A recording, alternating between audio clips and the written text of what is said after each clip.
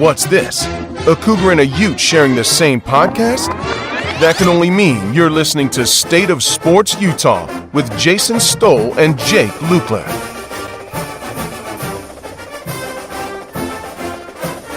Hey, and welcome everybody to the State of Sports Utah podcast. It's actually just me, Jake, today. Jason had some personal things to do today. It's actually his birthday today that I'm recording, so I decided I'd give him the day off. But we didn't want to. I didn't want to not talk about these last 2 weeks and then 2 weeks to come. So I'm going to give you just a little short episode, but all by myself. So hopefully it'll be just as fun without someone for me to talk to. Anyways, so as I'm sure you may have noticed, we got a new intro today, which I'd like to give a special thanks to Anthony for being our awesome voiceover guy. Anyways, so today I'll be discussing ranked number 14 Utah and ranked BYU. I'll just do a little quick review just because I know any and all the Cougar fans listening aren't going to want to listen to me talk about BYU for too long and giving my opinions about them. Just especially because I'm the Utah guy. But anyways, so BYU currently sits at 4-4. They had a loss at home against Arkansas, 52-35, and a loss on the road against Liberty, 41-14. I guess just my 2 cents about it is those were both really good teams they lost to, and honestly, I wouldn't be too embarrassed about it. I mean, Liberty, yes, no one saw Liberty coming. I guess you could say I know I hadn't paid attention to them at all until watching them play BYU. But those were 2 very good teams that BYU lost against. So, I would say that, don't fire Kalani just yet, specifically because I like Kalani. I think he's a good coach. But I think, those are 2 good teams. Nothing to be all too ashamed about. But now I'll get on to Utah because that's, kind of my area of expertise, and I'll get a lot less hate for talking about them. But Utah currently ranked number 14, sits at 5-2. They had a bye week this last week, but they did play a insanely big game against USC the week before last, and I was at that game. Me and my family were all there, and I will say that was a very special game. It was a must-win for the Utes. Goals to get to the Pac-12 championship, especially now that divisions are no longer a thing, and it's just the 2 best teams in the conference. It was a must-win, and we defeated number 7 USC at home.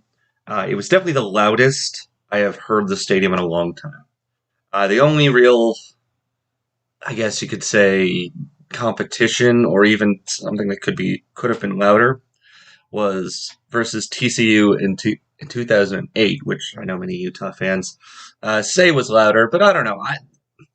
I think this one was louder. That was a long time ago, so I guess there's a little bit of recency bias with me, and I'll admit to that.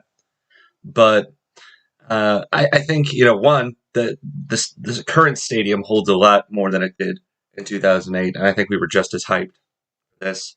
They eked out a win, 43-42, and what a killer win that was. As a Utah fan, I'm feeling pretty good.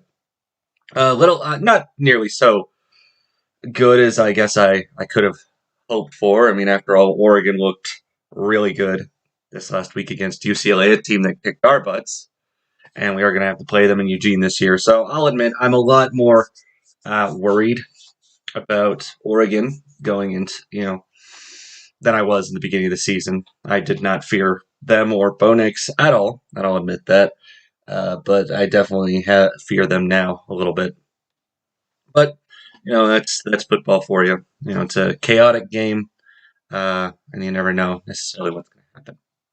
Anyway, Utah's coming off a bye week. They play tomorrow, since I'm recording this on Wednesday. BYU plays Eastern Carolina on Friday, so both Utah and BYU get Saturday off. I have early games in the sense of early in the week. Um, and then in week 10, BYU goes to Boise State, and Arizona comes to Utah. So because Jason's not here, I am still going to give my predictions.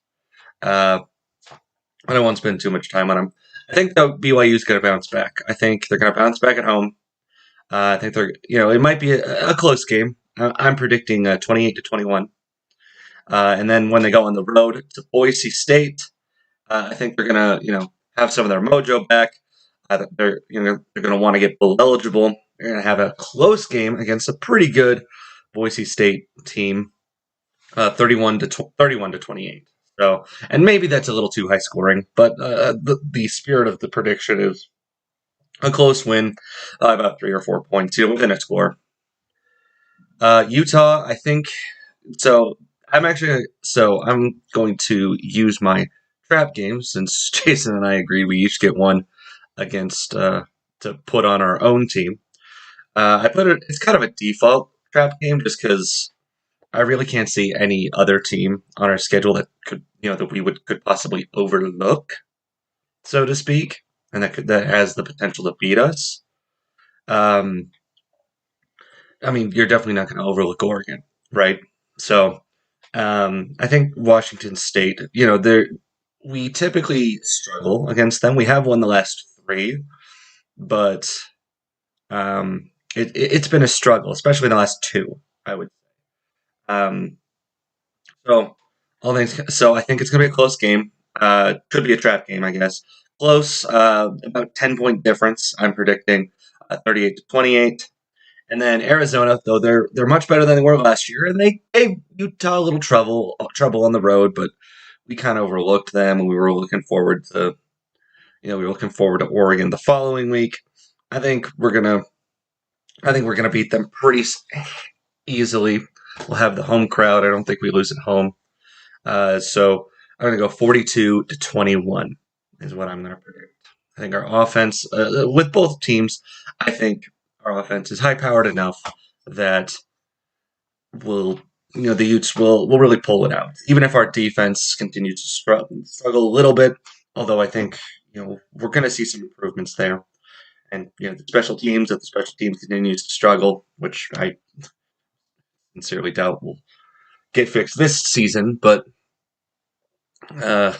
even if so, I think with both of these teams, Washington State and Arizona, I think our offense is high-powered enough and efficient enough that we'll get a win. And I think it won't be too difficult. Again, I am putting the trap game warning on Washington State, but I think Utah will do just fine. Anyways, so since I'm by myself, I'm not going to do any listener questions. The question we got on our last video was very good.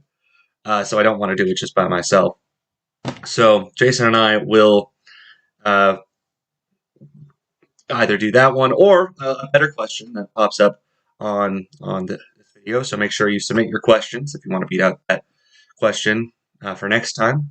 It will be me and Jason returning next time. So make sure you like and follow. Make sure to submit any questions on either any of our social media pages or on our YouTube page where the videos are always posted. Anyways, thank you for listening, and sorry that it's just me. Have a good football watching weekend. Thank you for listening to this State of Sports Utah production. SFX technical support provided by Samantha Knight.